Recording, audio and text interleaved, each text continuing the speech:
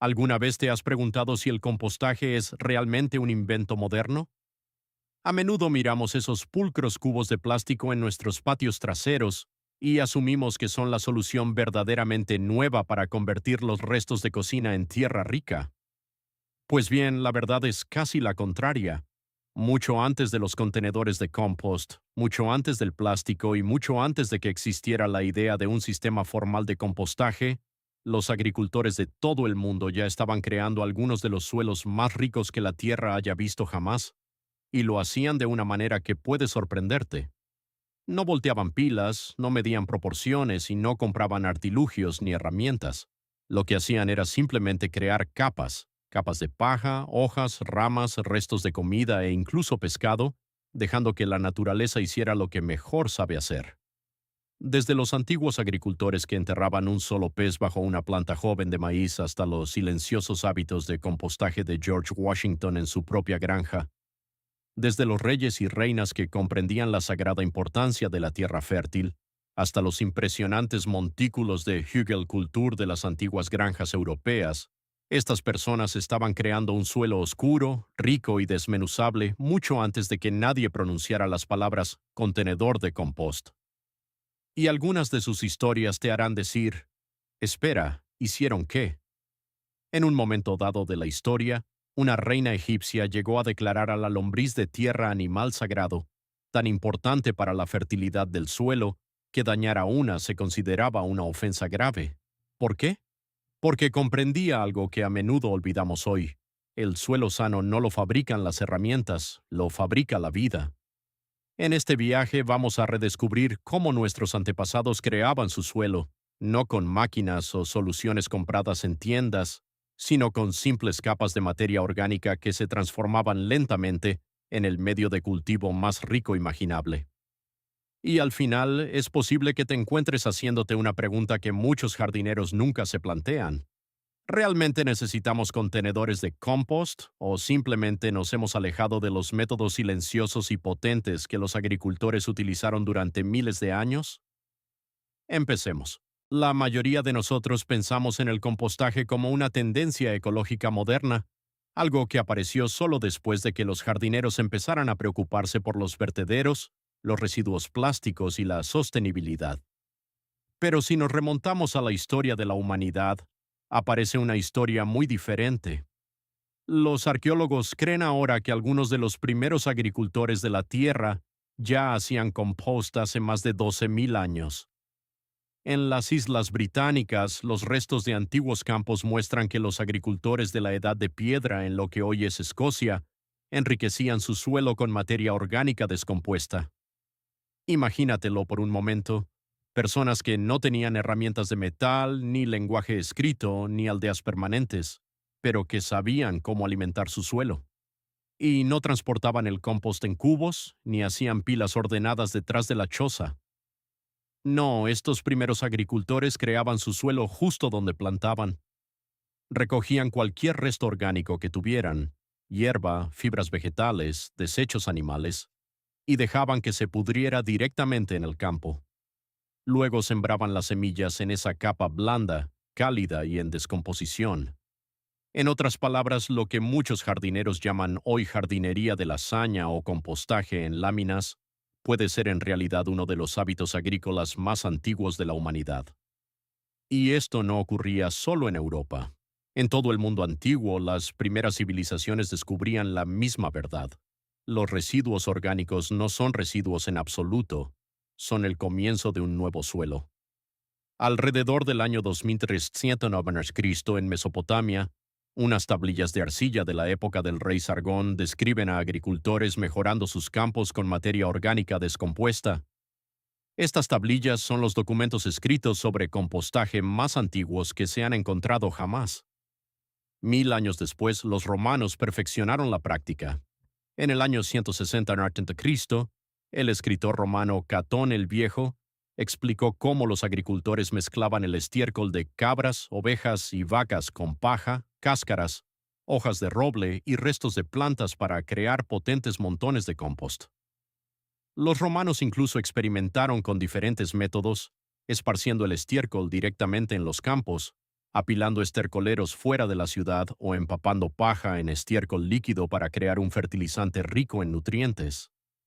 Claramente, hace 2000 años, los agricultores ya comprendían cómo crear suelo a partir de los restos orgánicos, y no estaban solos. En Egipto, el compostaje era tan importante que la propia reina Cleopatra se lo tomaba muy en serio.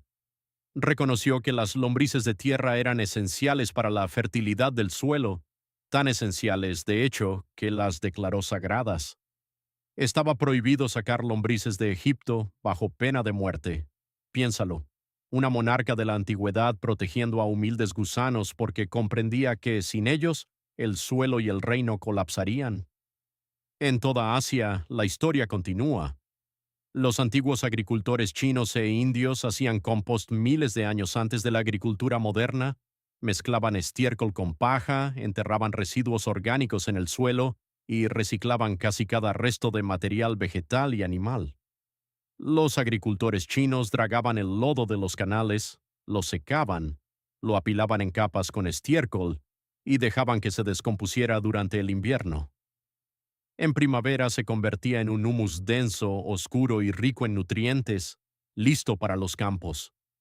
Incluso cultivaban plantas fijadoras de nitrógeno como la alfalfa solo para cegarlas y añadirlas a los fosos de compostaje.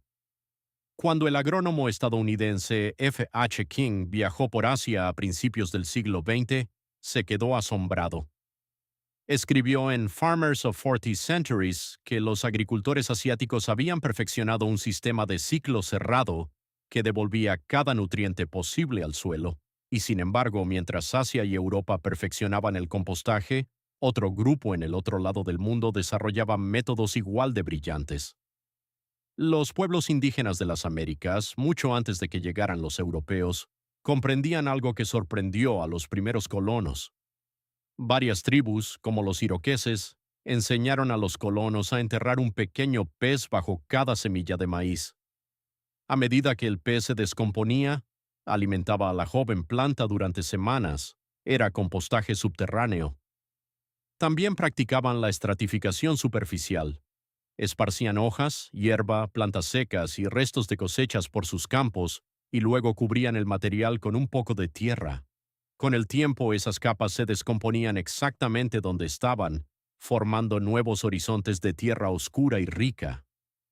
Algunas tribus incluso envolvían las semillas en arcilla mezclada con compost, creando bolas de semillas que las protegían de los pájaros y las alimentaban lentamente mientras germinaban. Esto no era exclusivo de Norteamérica. En toda África Occidental, los agricultores creaban lo que hoy los científicos llaman tierra negra africana. Generaciones enteras quemaban madera para obtener carbón vegetal, lo mezclaban con desechos orgánicos y estiércol y lo esparcían en las mismas parcelas año tras año. El resultado era un suelo fértil y negro que seguía siendo productivo durante siglos. ¿Te suena? Debería, porque se crearon suelos similares en la cuenca del Amazonas. Allí, las comunidades indígenas fabricaron la terra preta, uno de los suelos más ricos del mundo, mediante la estratificación de materia vegetal, restos de comida, huesos y carbón vegetal a gran profundidad en la tierra. Cientos de años después, esos suelos siguen produciendo cosechas abundantes. Cuando se observa el mapa desde Egipto hasta China, desde Roma hasta el Amazonas, una cosa queda clara. Antes de que existieran los contenedores de compost, la gente de todo el mundo ya sabía cómo crear suelo mediante la estratificación de materia orgánica. Sin herramientas, sin controles de temperatura, sin compostadores giratorios de plástico. Solo capas y la vida haciendo lo que mejor sabe hacer. Este es el verdadero comienzo del compostaje, no en un recipiente de plástico, sino en la antigua relación entre las personas y la tierra que pisan. De todas estas historias a lo largo de la historia, una verdad sencilla aflora a la superficie. Los agricultores antiguos creaban su suelo mediante capas, paja sobre hojas, hojas sobre hierba, hierba sobre estiércol, estiércol sobre tierra, capa tras capa, hasta que el tiempo y la naturaleza transformaban esos montones de restos orgánicos en tierra nueva y fértil. Sin contenedores, sin tambores de plástico, sin artilugios de aireación, solo el ritmo silencioso de la naturaleza haciendo aquello para lo que fue creada. Cada cultura, desde Asia hasta Europa y las Américas, encontró su propia manera de usar las capas para crear el suelo que sostuvo a civilizaciones enteras.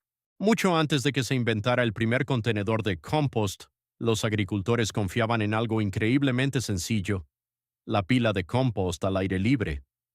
Elegían un rincón del jardín o el borde de un campo, y ese lugar se convertía en la cuna de la fertilidad de la siguiente temporada. En ese lugar iba todo: paja seca, hojas caídas, lechos de establo, estiércol de ganado, verduras estropeadas y restos de jardín, apilados en capas como un pastel natural y rústico.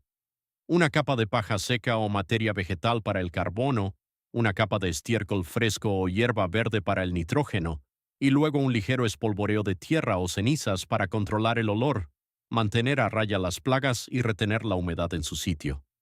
Luego comenzaba de nuevo la estratificación: paja, estiércol, tierra y repetir.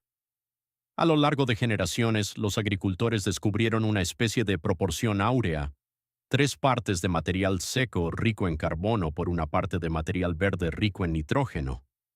Esa es casi exactamente la proporción de carbono-nitrógeno de 30 a 1 que la ciencia moderna del compostaje recomienda hoy. Es asombroso pensarlo.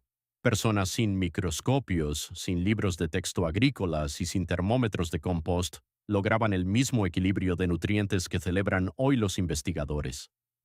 A principios del siglo XX, Sir Albert Howard estudió el compostaje tradicional en la India y llegó a la misma conclusión. Escribió que el mejor compost provenía de 3 partes de materia vegetal seca por una parte de estiércol, dispuestos en capas como un sándwich, ligeramente humedecidos y volteados de vez en cuando. Pero los agricultores de toda Europa no esperaron a que los científicos validaran la técnica.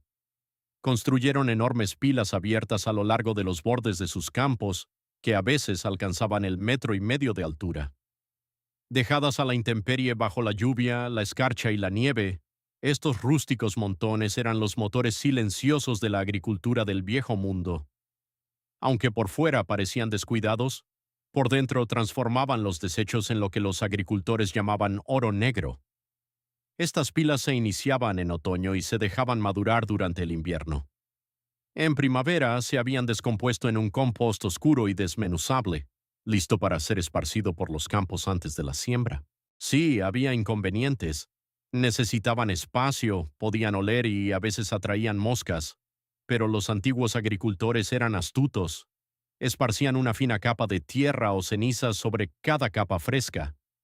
Esto actuaba como una tapa natural, reduciendo el olor, disuadiendo a los insectos y añadiendo microbios del suelo que aceleraban la descomposición, un truco sencillo que los compostadores modernos todavía utilizan. Dentro de estas pilas, el mundo microbiano cobraba vida. A medida que los microbios se multiplicaban, calentaban la pila, alcanzando a veces temperaturas de entre 50 y 60 grados centígrados, lo suficiente para matar las semillas de malas hierbas y los patógenos dañinos. Luego, a medida que la descomposición se ralentizaba, el calor disminuía y la pila se asentaba en su madurez. Los agricultores experimentados no necesitaban herramientas para saber cuándo el compost estaba listo. Lo juzgaban por el tacto, por el olor y por el color marrón chocolate profundo que solo el compost bien podrido puede producir. Incluso el primer presidente de Estados Unidos, George Washington, era un entusiasta del compostaje. En Mount Vernon construyó una fosa de compostaje cubierta, un estercolero, cerca de sus establos. Instruyó a los trabajadores para que rastrillaran cada resto de desecho de la propiedad y lo echaran a la fosa. Washington no conocía la ciencia, no la necesitaba. Simplemente observó que el compostaje hacía que la tierra fuera más rica y productiva. En sus cartas a otros agricultores, incluido el escritor agrícola británico Arthur Young, Washington a menudo discutía experimentos de compostaje, enmiendas del suelo e incluso su intento fallido de fertilizar con lodo del río Potomac antes de volcarse por completo al compost. Así que, incluso en los albores de Estados Unidos, entre sus primeros líderes, ya existía un impulso silencioso hacia la regeneración del suelo, un movimiento que eventualmente inspiraría el renacimiento de la agricultura orgánica. Y al igual que los agricultores que le precedieron, Washington confió en el mismo secreto milenario: las capas, simples capas creadas sobre el suelo, transformándose con el tiempo y alimentando la tierra que alimentaba a la gente. Aunque muchos agricultores antiguos hacían compost en pilas abiertas, existía otro método igual de viejo e igual de astuto. No requería contenedores, ni volteo, ni herramientas, y casi ningún esfuerzo. Era el simple acto de cavar una zanja y enterrar la materia orgánica directamente en el suelo. Hoy lo llamamos compostaje en zanjas, pero los agricultores lo han estado haciendo durante miles de años, mucho antes de que existiera el nombre. Imagina a un agricultor del pasado cerca de un establo o de un jardín. En lugar de apilar el estiércol y los restos vegetales sobre el suelo, simplemente cavaba un foso poco profundo. En ese foso iba todo: el estiércol barrido de los establos, los restos de cocina, el heno estropeado, las malas hierbas y los residuos de las plantas tras la cosecha, y luego lo cubrían con tierra. Eso era todo, sin pilas, sin desorden, sin olores flotando por el patio. El propio suelo se convertía en el contenedor de compost. En los campos de cultivo este método tomaba la forma de pequeñas zanjas cavadas entre las hileras de plantación. Tras la cosecha, los tallos y hojas viejas de las plantas se echaban en la zanja y se enterraban durante el invierno. Todo se descomponía bajo tierra, enriqueciendo silenciosamente el suelo para la siguiente temporada. Era compostaje escondido a plena vista, y en muchos sentidos fue una genialidad. Los pueblos nativos de Norteamérica practicaban una versión de estos siglos antes de que llegaran los europeos. Como mencionamos antes, algunas tribus enterraban un pez bajo cada semilla de maíz. Eso era compostaje en zanjas a una escala pequeña y precisa, hoyo por hoyo. El pescado se descomponía lentamente, alimentando a la joven planta de maíz semana tras semana. A mayor escala, algunos jardineros mantenían una zanja larga en el límite de la propiedad. Cada día vaciaban los restos de cocina, las hojas caídas o el estiércol de pollo en un extremo de la zanja y lo cubrían con un poco de tierra para alejar a las moscas y los olores. Día tras día, la zanja se iba llenando centímetro a centímetro. Para cuando llegaban al otro extremo, la primera sección ya se había descompuesto, convirtiéndose en tierra rica, lista para usar o para plantar directamente encima. Algunas personas incluso cavaban zanjas en círculos alrededor de los árboles frutales, enterrando los desechos orgánicos en un anillo para que las raíces del árbol pudieran extenderse silenciosamente y alimentarse por sí mismas. Sin necesidad de fertilizantes ni de transporte, solo la lenta generosidad de la tierra.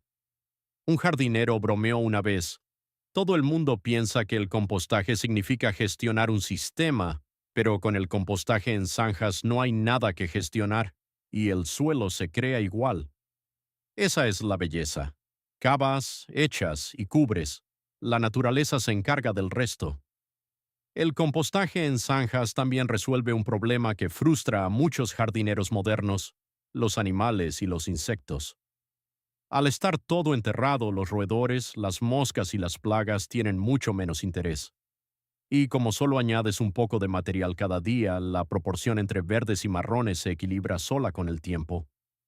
No necesitas medir nada, no necesitas ajustar nada. El suelo se convierte en el termostato, el mezclador y el protector. En toda Europa, las familias utilizaron este método durante siglos, especialmente en zonas donde las pilas abiertas se desaconsejaban por razones estéticas o sanitarias. En algunas regiones, la gente cavaba fosos de compostaje con tapas de madera justo en sus jardines, una forma discreta y sin olores de gestionar los residuos orgánicos. Cuando Sir Albert Howard estudió el compostaje asiático tradicional a principios del siglo XX, incluso él empezó con fosos tipo zanja. Utilizó 33 grandes fosos de compostaje, cada uno de 9 metros de largo, para albergar capas de desechos agrícolas y estiércol. Dejaba que el material prefermentara bajo tierra durante un par de semanas, donde se preservaba la humedad y los nutrientes se quedaban en su sitio.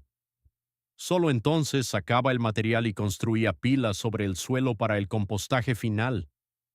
En otras palabras, incluso uno de los fundadores de la agricultura orgánica moderna aprendió sus primeros métodos de los agricultores locales que llevaban generaciones enterrando materia orgánica. Y hoy el compostaje en zanjas está regresando discretamente. Las revistas de jardinería lo llaman el método de ponlo y olvídate, porque verdaderamente no hay nada que comprar, nada que voltear y nada que vigilar. Sin termómetros, sin calendario de volteo, sin equilibrar el carbono y el nitrógeno. Simplemente entierras tus desechos orgánicos y te vas. Meses después, cuando vuelves a cavar en la zona, encuentras una tierra blanda, rica y esponjosa, el tipo de suelo con el que sueñan los jardineros. Solo hay un pequeño reto: recordar exactamente dónde enterraste las cosas. Algunos jardineros marcan sus zanjas con piedras o palos, otros dividen el jardín en 3 zonas y rotan las áreas de zanjas cada año.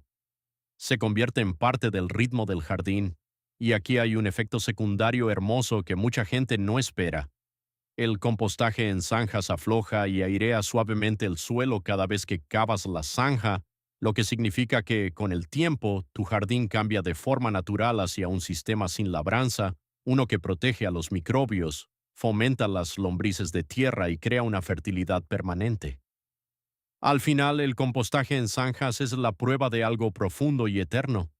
Cuando damos un paso atrás, cuando dejamos de gestionar cada detalle, la tierra sabe exactamente qué hacer. Existe otro método antiguo para crear un suelo rico, uno que no requiere pilas, ni contenedores, ni siquiera una zanja. Es el simple acto de depositar materiales orgánicos directamente sobre el suelo y dejar que la naturaleza convierta esas capas en un lecho de jardín completamente nuevo. Imagina que estás sobre un trozo de césped rebelde o de tierra dura y cansada. En lugar de cavar, los antiguos agricultores tenían una solución silenciosa y brillante. Simplemente cubrían la superficie con materia orgánica, una capa de ramas y hojas, luego paja, luego estiércol o restos de cocina, tal vez incluso papel viejo o fibras vegetales. Después un ligero espolvoreo de tierra o ceniza y otra capa de materia orgánica seguida de otra pizca de tierra, capa tras capa, como un pastel de construcción lenta sobre el suelo. Finalmente lo cubrían todo con una manta de paja u hojas secas para retener la humedad y suprimir las malas hierbas, y luego se marchaban. Durante meses, la lluvia, el tiempo, los microbios y las lombrices trabajaban juntos bajo esa cubierta silenciosa. Y para la siguiente temporada, aquellas capas ya no eran capas, se habían convertido en un suelo blando, oscuro y fértil. Si esto te suena familiar, es porque lo es. Es el mismo principio que hay detrás del moderno huerto sin labranza, o lo que mucha gente llama ahora jardinería de lasaña, porque las capas apiladas se parecen al famoso plato italiano. Pero lo fascinante es esto: mucho antes de que alguien acuñara el nombre de jardinería de lasaña, los agricultores de todo el mundo ya lo hacían. Las tradiciones agrícolas nativas de las Américas y Asia utilizaron este método durante generaciones. Algunas comunidades esparcían residuos vegetales o abono verde directamente en los campos y dejaban que se descompusieran en el lugar. En Vietnam, los agricultores araban plantas de abono verde fresco como el mungo o el dien pang directamente en la superficie del suelo. Tras la cosecha del arroz, cubrían los campos con paja y simplemente dejaban que se ablandara hasta convertirse en humus con el tiempo. Era compostaje en láminas mucho antes de que nadie lo llamara así, y las ventajas son enormes. Debido a que todo se descompone en el mismo lugar donde crecerán las plantas, nada se pierde por el viento o la escorrentía.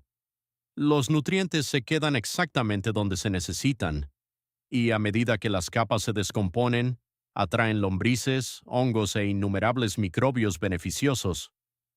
Estos diminutos trabajadores tunelean a través del suelo mezclando las capas por ti. Después de una temporada puedes retirar el acolchado y encontrar un ecosistema vivo. Tierra oscura llena de lombrices, aireada y húmeda, todo creado sin labrar, sin transportar compost y sin alterar la estructura natural del suelo. Un uso potente de este método es crear un lecho de jardín completamente nuevo sobre el césped sin cavar. En lugar de arrancar el tepe, lo cual es agotador y rara vez queda perfecto, Los jardineros colocan láminas de cartón o periódico. Estas bloquean la luz solar, asfixian la hierba y se descomponen lentamente.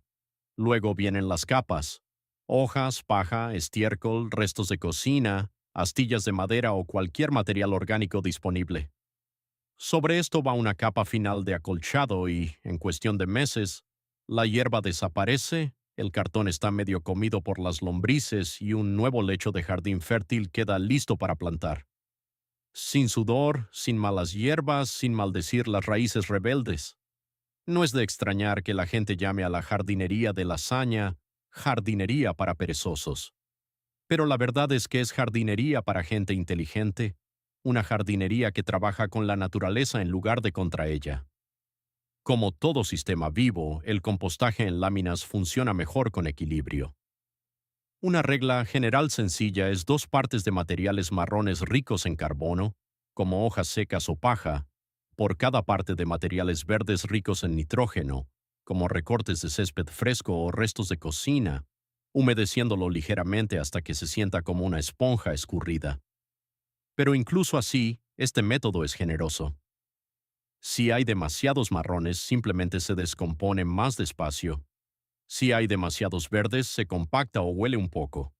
La naturaleza lo arreglará de todos modos, solo que a su propio ritmo. Los jardineros de hoy alaban la jardinería de lasaña por mejorar la estructura del suelo, retener la humedad, reducir las malas hierbas y crear materia orgánica más rápido que muchos métodos tradicionales. En realidad, estos son los mismos beneficios que disfrutaban los antiguos agricultores cuando cubrían sus campos con materiales vegetales mucho antes de la era de los fertilizantes químicos. El acolchado moderno proviene de este mismo linaje. Lo que empezó como una forma de mantener a raya las malas hierbas y el suelo húmedo, acabó demostrando ser una forma poderosa de alimentar la tierra. No importa la época, una regla siempre ha sido la misma. Si sigues alimentando al suelo, el suelo te seguirá alimentando. De todas las técnicas antiguas de capas, pocas son tan dramáticas o tan hermosas como el Hügelkultur. La palabra es alemana y significa cultura de colinas, pero los jardineros de hoy lo conocen simplemente como el lecho de montículo de madera, un jardín elevado construido alrededor de un núcleo de troncos. Este método comenzó en Europa Central, practicándose discretamente durante siglos en la Alemania rural y las regiones circundantes. Y la idea es audaz. En lugar de tirar la madera vieja, los agricultores apilaban ramas grandes y troncos en un montículo, luego colocaban capas de verdes frescos, estiércol y restos de cocina encima, y finalmente cubrían todo con tierra para formar una cresta alta con forma de joroba de camello. Al final añadían paja o hierba como acolchado para retener la humedad. Dentro de ese montículo los troncos se descomponen lentamente, proporcionando carbono a largo plazo. Los materiales verdes frescos aportan nitrógeno y la tierra exterior se convierte en la superficie de cultivo. En otras palabras, estás creando un lecho elevado que se alimenta solo, uno que necesita mucho menos riego y mucho menos fertilizante durante años. Es una idea elegante, surgida de la simple observación del bosque. Un árbol caído se descompone lentamente, se convierte en una esponja para el agua de lluvia y crea el vivero perfecto para nuevas plantas.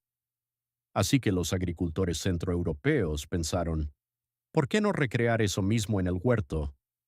Los registros modernos muestran que el Hügelkultur apareció por primera vez por escrito hacia 1962 en Alemania, pero la mayoría de los historiadores coinciden en que los agricultores lo habían practicado mucho antes. El agricultor austríaco Sepp Holzer ayudó a darle fama mundial cuando utilizó enormes montículos de Hügelkultur para cultivar alimentos en laderas rocosas de montañas. Pero Holzer no estaba inventando nada nuevo. Estaba redescubriendo lo que innumerables agricultores anónimos habían hecho durante generaciones. Imagina el proceso. Se cava una zanja larga, se colocan troncos y ramas gruesas, se añaden capas de vegetación fresca y estiércol, luego se vuelve a poner la tierra original encima, formando una cresta triangular alta, a menudo de 1 metro o más de altura. Con el tiempo, a medida que la madera colapsa, el montículo se hunde suavemente, volviéndose más rico y estable cada año. Y los beneficios son extraordinarios. Dentro del montículo, la madera en descomposición actúa como una esponja gigante, absorbiendo la lluvia en las estaciones húmedas y liberando lentamente esa humedad almacenada durante los meses secos. Esto hace que el Hügelkultur sea increíblemente valioso en zonas con escasez de agua. A medida que la madera se descompone, también desprende calor, calentando suavemente el lecho desde el interior y protegiendo las raíces de las plantas durante las rachas de frío. Puede que los agricultores no comprendieran la ciencia tras estos beneficios, pero comprendían los resultados. Los lechos que contenían madera enterrada producían plantas más fuertes, las cosechas eran mejores, el suelo permanecía húmedo más tiempo y el sistema requería mucho menos trabajo. Incluso los inmigrantes de Europa Central llevaron métodos similares a la región de los Apalaches en Estados Unidos. En zonas propensas a inundaciones o encharcamientos, apilaban madera y hojas en montículos elevados, dando a los cultivos altura sobre el suelo húmedo. En regiones secas, los montículos rellenos de madera ayudaban a los cultivos a sobrevivir a la sequía. Construir un lecho de Hügelkultur tradicional es sencillo. Cava una zanja poco profunda, llénala de troncos, los troncos más grandes duran más. Añade recortes de césped, hojas y estiércol. Cubre todo completamente con tierra y da forma al montículo para que los lados tengan una inclinación de unos 65 a 80 grados para un mejor drenaje y espacio de siembra adicional. Como el montículo es alto, los jardineros a menudo estabilizan los lados con tepes, ramas entretejidas o acolchado extra. Y aunque se puede plantar de inmediato, muchos expertos recomiendan dejar reposar el montículo unos meses, especialmente si se usa madera fresca. Al principio de la descomposición, la madera puede absorber nitrógeno temporalmente, por lo que es mejor empezar con cultivos de baja demanda si se planta enseguida. Y esto es lo que más les gusta a los permacultores modernos. El Hügelkultur es flexible. Puedes enterrar troncos, tocones, ramas, incluso telas de algodón o cartón viejo, materiales que de otro modo se desperdiciarían. El propio Holzer experimentó con muchos materiales orgánicos extraños escondidos en lo profundo del montículo. Lo que no se debe añadir, por supuesto, son productos químicos o residuos no orgánicos. Un lecho de Hügelkultur bien construido puede durar 5 o 6 años o más. A medida que se asienta, todo lo que necesitas hacer es cubrirlo con acolchado fresco. Como los troncos alimentan el suelo lentamente con el tiempo, rara vez hay necesidad de fertilizante adicional. Es un ejemplo brillante de la creatividad del agricultor resolviendo múltiples problemas: exceso de madera, suelo pobre, escasez de agua, necesidades de fertilidad. Todo con un sistema natural por capas. Un sistema que demuestra una vez más que los agricultores del pasado sabían cómo trabajar con la tierra, no luchar contra ella. Aquí hay algo realmente asombroso. Muchos de los trucos tradicionales para crear suelo de los que hemos hablado, los que se transmitían discretamente entre familias y aldeas, han sido probados ahora por la ciencia agrícola moderna. A principios del siglo XX, cuando los fertilizantes químicos empezaron a arrasar en las granjas, un puñado de científicos pioneros se atrevieron a hacer una pregunta sencilla. Si el fertilizante sintético es el futuro, ¿por qué los agricultores tradicionales que no pueden permitírselo siguen obteniendo buenas cosechas? Uno de esos pioneros fue Sir Albert Howard. Viajando por la India rural, descubrió que los agricultores locales, a pesar de la pobreza y la falta de herramientas modernas, mantenían suelos fértiles simplemente reciclando los desechos agrícolas. Observó cómo colocaban capas de paja con estiércol, lo mantenían todo húmedo y dejaban que se descompusiera en fosas a la antigua usanza. Howard estudió su sistema de cerca y luego lo organizó en lo que se convirtió en el famoso método Indoor, publicado en 1931, uno de los primeros manuales científicos sobre compostaje. El sistema Indoor estaba bellamente estructurado. Unos 15 centímetros de material vegetal seco, una capa de 5 centímetros de estiércol, un espolvoreo de tierra fina mezclada con cal o roca fosfórica para equilibrar la acidez, y luego repetir esas capas hasta alcanzar 1,5 metros de altura. La humedad se mantenía constante, como una lluvia de verano, escribió Howard, y la pila se volteaba 2 veces para que tuviera oxígeno. Después de unos 3 meses, el resultado era un compost rico y oscuro que ayudó a recuperar tierras de cultivo agotadas en toda la India. Este único descubrimiento ayudó a encender el movimiento moderno de agricultura orgánica. En Estados Unidos, J. E. Rodel mantuvo viva la llama durante las décadas de 1940 y 1950. Alentó a los jardineros estadounidenses a fabricar su propio compost, en lugar de depender de sacos de fertilizante químico. Argumentaba que un buen suelo no trata solo de alimentar a las plantas, sino de alimentar la vida en el propio suelo. Y la ciencia le dio la razón. Los investigadores revelaron que el compost no solo aporta nutrientes, sino que reconstruye la arquitectura misma del suelo. Aumenta la actividad microbiana, ayuda a las plantas a resistir enfermedades y potencia la capacidad de retención de agua.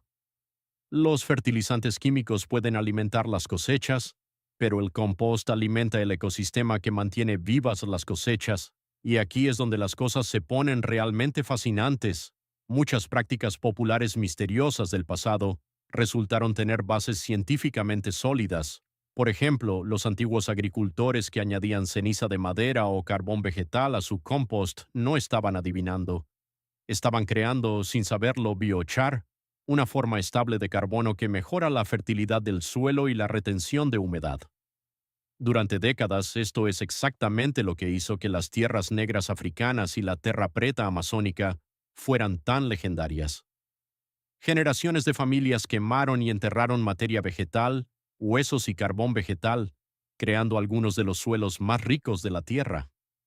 O considera a esos primeros agricultores que recogían sedimentos fangosos de los estanques, los secaban y los compostaban con estiércol. La ciencia del suelo confirma ahora que esto añadía minerales de arcilla y microbios acuáticos, potenciando los micronutrientes y mejorando la textura del suelo de forma natural. ¿Y recuerdas a Cleopatra declarando sagradas a las lombrices de tierra? Pues bien, hoy los biólogos llaman a las lombrices ingenieras del ecosistema. Airean el suelo, trituran la materia orgánica y crean canales que llevan el agua a las profundidades subterráneas. Donde quiera que las lombrices prosperen, la fertilidad del suelo casi siempre las sigue. Incluso la vieja idea de crear suelo, algo que nuestros abuelos decían con naturalidad, se ha convertido en un principio científico. Los ecologistas utilizan ahora el mismo término, creación de suelo. Incluye añadir materia orgánica, reducir la labranza, rotar cultivos y usar compost para convertir lentamente el suelo en un organismo vivo en lugar de un medio inerte. Y hay más. Los científicos ambientales han descubierto que el compostaje reduce significativamente las emisiones de metano en comparación con el vertido de residuos orgánicos en los vertederos. Enterrados sin oxígeno, los residuos de comida producen metano, un potente gas de efecto invernadero. Pero cuando se compostan de forma aeróbica, ese metano nunca se forma. En otras palabras, los antiguos agricultores no solo mejoraban sus cosechas, estaban protegiendo el medio ambiente sin saberlo. Incluso en la América temprana, los líderes comprendieron el poder del cuidado del suelo. Un funcionario de la época de George Washington comentó: a medida que Estados Unidos crezca, necesitaremos mejores agricultores. Y mejores, en aquel tiempo, significaba en parte devolver al suelo lo que se le había quitado. Esa es, en su esencia, la filosofía de la agricultura sostenible, un ciclo de dar, no solo de tomar. Y notablemente es la misma filosofía compartida por agricultores desde China hasta África, desde Mesopotamia hasta las Américas. Mucho antes de que existieran los laboratorios, cuanto más estudiamos el suelo hoy, más nos damos cuenta de una verdad que nos hace humildes. Nuestros antepasados no estaban detrás de nosotros. En muchos sentidos estaban por delante. Ahora volvemos a la gran pregunta con la que empezamos. Antes de que existieran los contenedores de compost, ¿cómo creaban los agricultores el suelo con capas?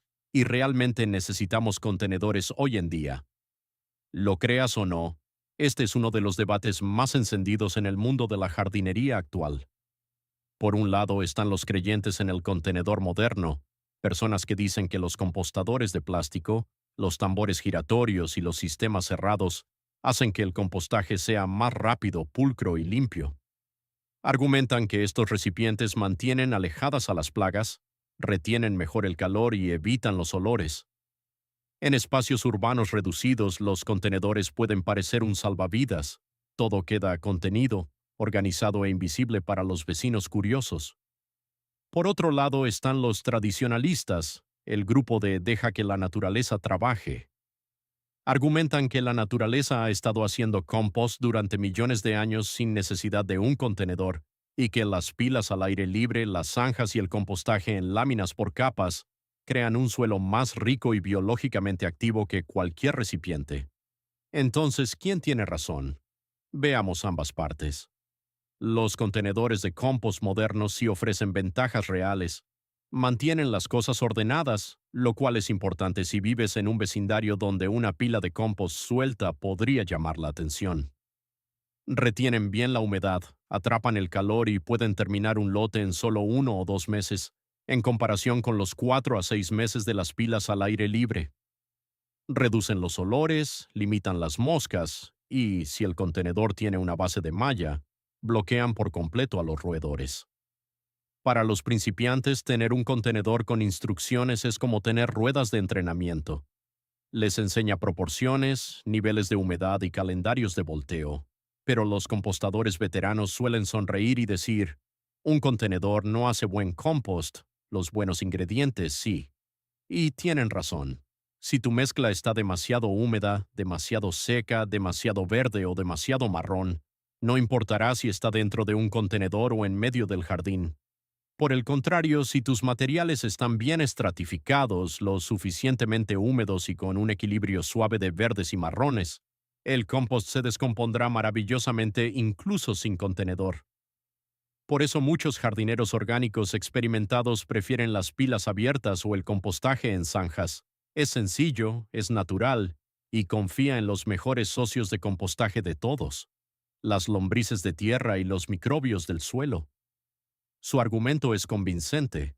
Las hojas de un bosque se convierten en humus cada año, sin paredes, sin tapas y sin tambores giratorios. Entonces, ¿por qué encerrar el sistema gratuito y autorregulado de la naturaleza en una caja de plástico? Algunos jardineros incluso señalan que los contenedores cerrados, especialmente los de plástico oscuro, pueden a veces calentarse o secarse demasiado. Cuando eso ocurre, los microbios beneficiosos mueren. Mientras tanto, una gran pila abierta tiene zonas de temperatura integradas. Si el centro se calienta demasiado, los microbios simplemente migran hacia las zonas exteriores más frescas. La pila se regula sola, igual que en la naturaleza. Luego está la cuestión del trabajo.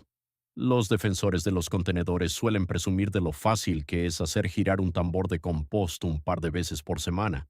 Pero los tradicionalistas responden con una sonrisa. ¿Para qué voltearlo? Las lombrices lo harán por ti. Y no les falta razón.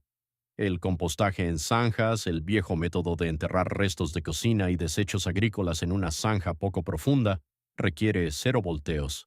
Simplemente entierras el material, lo cubres, te vas y dejas que la vida del suelo se encargue del resto. Meses después, esa zanja se convierte en tierra suelta y fértil sin que nadie vuelva a levantar una pala.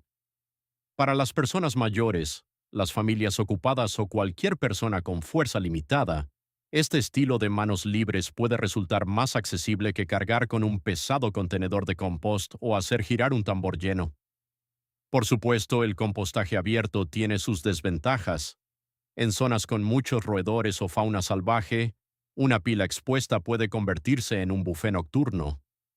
Las lluvias intensas pueden saturar una pila exterior, lavando los nutrientes, y algunas personas simplemente no quieren un montón visible en su patio. Prefieren algo discreto, ordenado y con tapa. Así que la verdad es que este debate no tiene una respuesta única para todos. Tu clima, tu espacio, tus capacidades físicas, tu paciencia, tus plagas, todo influye. Pero aquí hay un punto medio sorprendentemente pacífico. Usa un contenedor de compost si se adapta a tu estilo de vida, pero gestiona el contenido exactamente como los antiguos agricultores colocaban sus materiales. Empieza con una capa base gruesa, alterna marrones y verdes, añade un poco de tierra y manténlo tan húmedo como una esponja escurrida. En otras palabras, trata tu contenedor de compost simplemente como un recipiente, no como el cerebro de la operación. Muchos expertos señalan que para crear una pila realmente caliente, se necesita una masa de aproximadamente 1,20 m de altura. Si tu contenedor es pequeño, considera apilar dos contenedores verticalmente o crear un sistema de capas más alto en su interior. Si los roedores son una preocupación, coloca una malla metálica en el fondo. Si vives en un clima lluvioso, añade una tapa o un pequeño techo, exactamente como nuestros antepasados que cubrían las pilas con paja o hojas para protegerlas de las tormentas. Al final del día, el objetivo no es adorar los contenedores ni rechazarlos. El objetivo es crear un buen suelo. George Washington Carver, uno de los científicos agrícolas más grandes de Estados Unidos, dijo que el compost es un fertilizante natural que hasta el agricultor más pobre puede fabricar. Instó a los cultivadores a crear su suelo primero porque un suelo sano devuelve cada gramo de cuidado con cosechas más fuertes. Las herramientas pueden cambiar, la tecnología evoluciona, pero la naturaleza sigue siendo el mejor maestro. Si observamos cómo se descomponen las hojas en el bosque, cómo se degrada la hierba en una pradera o cómo un tronco caído se convierte en suelo, nos damos cuenta de que el mejor compost a menudo se hace sin necesidad de ningún contenedor. Cuando echamos la vista atrás, desde los campos antiguos hasta los jardines traseros de hoy, una verdad queda maravillosamente clara. Puede que nuestros antepasados no tuvieran herramientas modernas, pero poseían una sabiduría ecológica extraordinaria.